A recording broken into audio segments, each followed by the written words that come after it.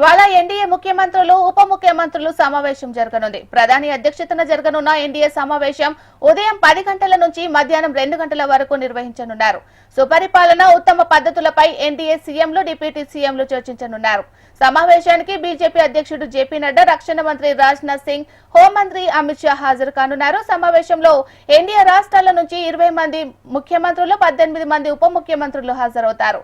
నేడు ఎన్డీఏ సమావేశంలో 2 తీర్మానాలకు ఆమోదం తెలిపే అవకాశం ఉంది.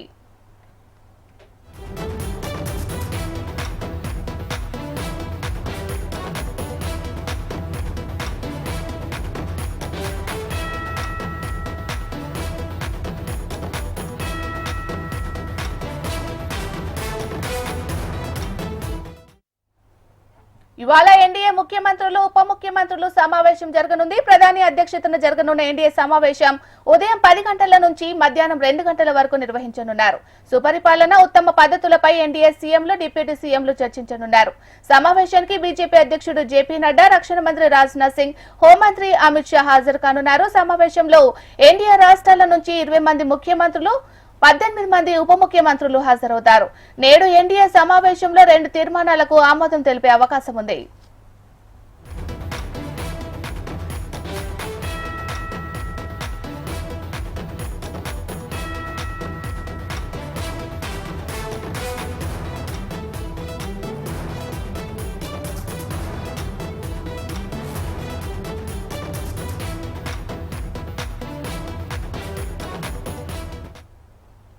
ఇవాళ ఎన్డీఏ ముఖ్యమంత్రులు ఉప ముఖ్యమంత్రులు సమావేశం జరగనుంది. ప్రధాని అధ్యక్షతన జరగనున్న ఎన్డీఏ సమావేశం ఉదయం 10 గంటల నుంచి మధ్యాహ్నం 2 గంటల వరకు నిర్వహించనున్నారు.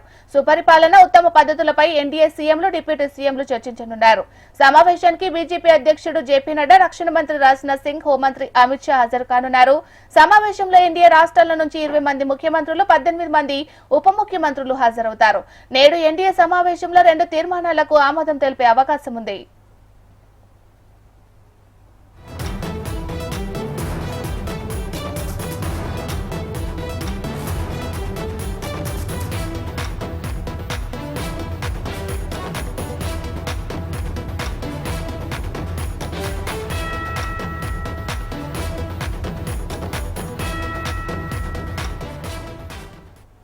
ఇవాళ ఎన్డీఏ ముఖ్యమంత్రులు ఉప ముఖ్యమంత్రులు సమావేశం జరగనుంది. మరి ఇదే అంశానికి సంబంధించి మా ఢిల్లీ ప్రతినిధి రామకృష్ణ అందిస్తారు. రామకృష్ణ, ఇక ఈ రోజు ఎన్డీఏ ముఖ్యమంత్రుల సమావేశం జరగబోతుంది. ముఖ్యమంత్రులు ఉప ముఖ్యమంత్రులు కూడా ఈ సమావేశంలో పాల్గొంటున్నారు. మరి ఈ నిన్న చూసుకున్నట్టుగైతే నీతి ఆయోగ్ సమావేశం కూడా జరిగింది. నీతి ఆయోగ్ గవర్నింగ్ కౌన్సిల్ సమావేశానికి కూడా ముఖ్యమంత్రులు అలాగే ఉప ముఖ్యమంత్రులు, వివిధ రాష్ట్రాల గవర్నర్లు కూడా హాజరయ్యారు. అయితే ఇక్కడ ప్రధానంగా చూసుకున్నట్టుగైతే మాత్రం దేశ అభివృద్ధికి సంబంధించి తీసుకోవాల్సిన అంశాలు, రాజ్య వికసిత భారత్ అనే అంశానికి సంబంధించి కూడా చర్చ జరిగింది. మరి దీనికి సంబంధించి అందరూ కూడా వాళ్ళ అభిప్రాయాలు, దేశాన్ని ఎలా అభివృద్ధి చేయాలి, మరి స్కిల్ డెవలప్మెంట్ అలాగే సుస్థిర అభివృద్ధి అనే అంశాల మీద ప్రధానంగా ఇక్కడ చర్చించారు. అయితే ఈ రోజు సమావేశం మాత్రం ఎన్డీఏ రాష్ట్రాల ముఖ్యమంత్రులు, ఉప ముఖ్యమంత్రులు పాల్గొంటున్నారు. మరి ప్రధానమంత్రి నరేంద్ర మోడీ అలాగే రక్షణ మంత్రి రాజ్నాథ్ సింగ్, కేంద్ర హోంశాఖ మంత్రి అమిత్ షా అందరూ కూడా ఈ సమావేశానికి హాజరవుతున్నారు. ఈ సమావేశంలో ప్రధానంగా చూసుకున్నట్టుగైతే మాత్రం రాష్ట్రాల్లో పరిస్థితులు ఎలా ఉన్నాయి, మరి ఎన్డీఏ పాలిత రాష్ట్రాల్లో పరిస్థితులు ఎలా ఉన్నాయి, రాజకీయ పరిస్థితులే కానీ అభివృద్ధి కానీ వీటన్నిటి మీద కూడా ప్రధానంగా చర్చిస్తారు. దాంతో పాటు ముఖ్యమంత్రులు కొన్ని ప్రతిపాదనలు కూడా ఇవ్వబోతున్నారు. మరి రాష్ట్రాల పరిస్థితిపై కూడా కేంద్రం చర్చించి కొన్ని నిర్ణయాలు కూడా తీసుకుంటాయి.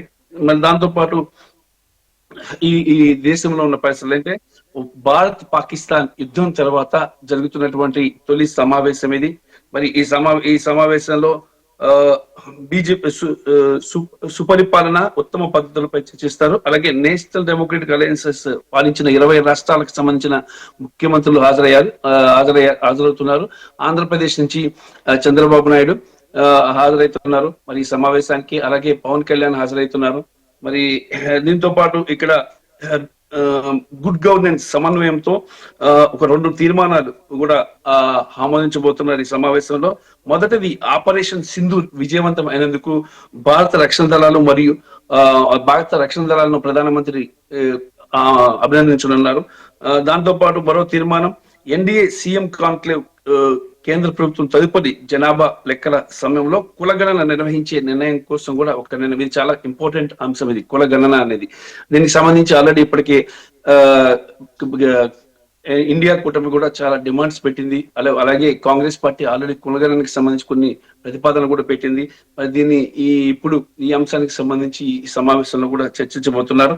మరి దాంతో పాటు ఇంకా ఎన్డీఏ తొలి వార్షికోత్సవం, అలాగే అంతర్జాతీయ యోగా దినోత్సవం, అలాగే అత్యవసర పరిస్థితి విధించి 50 ఏళ్లు పూర్తయిన సందర్భంగా 50వ లోక్తంత్ర హత్య దివస్ వంటి రాబోయే కార్యక్రమాలపై కూడా ఇక్కడ చర్చించబోతున్నారు. చాలా కీలకమైన అంశాలు, ముఖ్యంగా పరిపాలన, సుపరిపాలన అందించడం, రాష్ట్రాల్లో సమస్యలను సాల్వ్ చేయడం, అలాగే అత్యుత్తమంగా ముఖ్యంగా రాష్ట్రాల్లో ఉన్న సమస్యలు ఏవైతే ఉన్నాయో వాటిని చర్చించి పరిష్కరించడం, ఇవన్నీ కూడా మొత్తంగా ఉన్నాయి. ఆపరేషన్ సింధూర్ ఎంత సక్సెస్ఫుల్ గా నిర్వహించారు, అలాగే దాని వల్ల వచ్చిన ఫలితము, ఆ తర్వాత భారత్ పాకిస్తాన్ మధ్యనటువంటి ఉన్న సంబంధాలు ఫ్యూచర్ లో ఎలా ఉండబోతున్నాయి. మరి దాంతోపాటు అగ్రరాజ్యం అమెరికా ఇందులో ఈ అంశంలో జోక్యం చేసుకొని మరి ప్రపంచవ్యాప్తంగా కూడా తానే యుద్ధాన్ని ఆపాలని చెప్పేసి ప్రకటించుకోవడం, ఇలాంటి అంశాలన్నింటినీ కూడా చర్చిస్తున్నారు. మరి అయితే ఫ్యూచర్ లో ఎలా ఉండాలి, యుద్ధాలు రాకుండా ఎలా నిర్ణయాలు తీసుకోవాలి, మరి యుద్ధాలు వస్తే ఎలాంటి పరిస్థితిని ఎదుర్కోవాలనేది కూడా ఇక్కడ చేసింది. ఎందుకంటే ఈ భారత పాకిస్తాన్ యుద్ధం, అలాగే ఆపరేషన్ సింధూర్ ముందు కూడా ఎన్డీఏ పాలిత రాష్ట్రాల సీఎంలు, అలాగే వివిధ రాష్ట్రాల ముఖ్యమంత్రులతో కూడా కేంద్రం చర్చించే నిర్ణయం తీసుకుంది ఆపరేషన్ సింధూర్ కి. మరి ఆపరేషన్ సింధూర్ వల్ల జరిగిన నష్టం గాని, అలాగే లాభం గాని, వాటన్నిటిని కూడా ఇక్కడ ప్రధానమంత్రి ప్రస్తావిస్తారు. దాంతో పాటు ఈ ఆపరేషన్ సింధూర్ లో ఆర్మీ దళాలు గాని, ఇవన్నీ గాని భద్రతా దళాలు చేసినటువంటి పరాక్రమాన్ని, వాళ్ళు చూపినటువంటి ధైర్య సాహసాన్ని కొనియాడి వాళ్ళకి ప్రత్యేకంగా అభినందన తెలిపే తీర్మానాన్ని కూడా ఇక్కడ ఆమోదించడం జరుగుతుంది.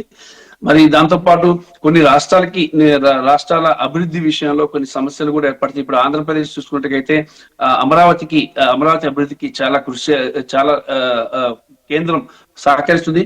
మరి కొంత సహకారం కూడా కావాలి. అలా ఏ రాష్ట్రానికి ఎలాంటి సహకారం కావాలి, ఎలా ముందుకు వెళ్ళాలి, మంచి పరిపాలన అందించాలి అంటే ఏం చేయాలి, కేంద్రం నుంచి ఎలాంటి సహకారం ఇవ్వాలి, అది ఒకటి. రెండోది, రాష్ట్రాల్లో ఉన్న రాజకీయపరమైన సమస్యలు ఏవైతే ఉన్నాయో వాటిని పరిష్కరించుకోవడానికి అక్కడ బీజేపీ గాని అలాగే అక్కడ మిగతా అక్కడ ఉన్న ప్రాంతీయ పార్టీలతో ఉన్న సంబంధాలు ఎలా ఉన్నాయి, వాటిని ఎలా ముందుకు వెళ్ళాలి. ఎందుకంటే కొన్ని చోట్ల చూసుకున్నట్టుగైతే బీజేపీకి అక్కడ ప్రాంతీయ పార్టీలకు మధ్య విభేదాలు కూడా ఉన్నాయి, వాటిని పరిష్కరించుకోవడం, అలాగే లో లెవెల్ కేడర్ లో ఉన్న సమస్యలను కూడా అంటే బీజేపీ కేడర్ కి గాని, అక్కడ ప్రాంతీయ పార్టీల కేడర్లకు గాని ఉన్న సమస్యల్ని పరిష్కరించి ముందుకు వెళ్ళాలి. కీలకమైన సమస్యలు ఏమున్నాయి అన్నిటిని కూడా ఇక్కడ చర్చిస్తారు. దాంతో పాటు ఇక అభివృద్ధికి సంబంధించిన నిధుల కేటాయింపు అంశాలపై కూడా చర్చ ఉంటుందని చెప్పి తెలుస్తోంది. Right, thank you RK.